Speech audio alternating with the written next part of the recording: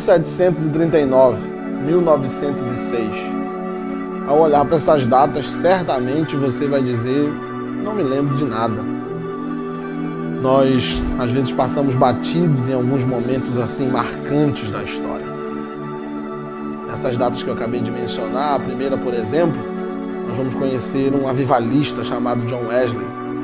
Depois de se reunir com alguns amigos, iniciou um avivamento que ficou conhecido décadas depois.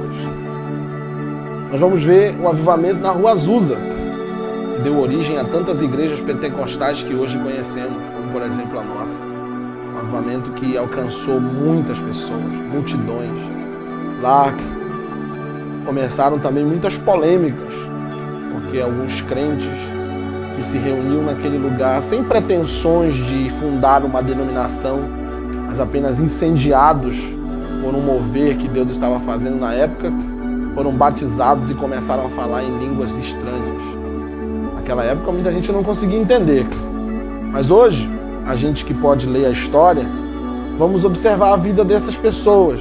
Alguns homens que se tornaram marcos naqueles momentos.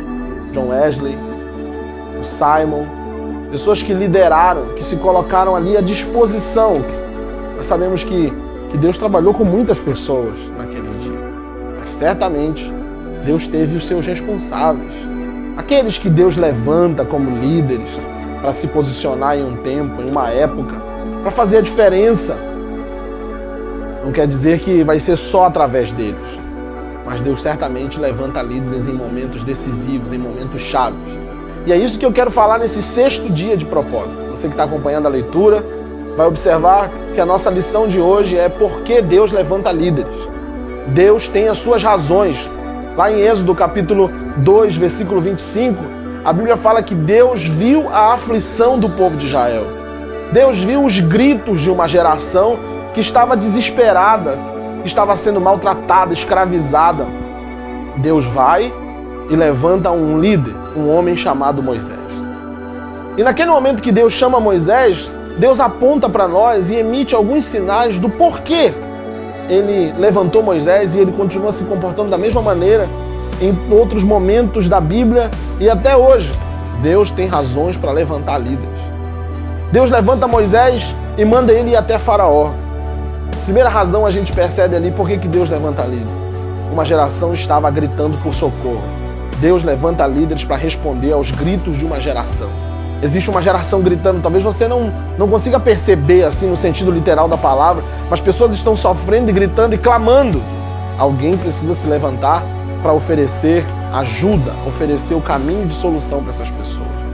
Deus levanta líderes para pôr em liberdade escravos.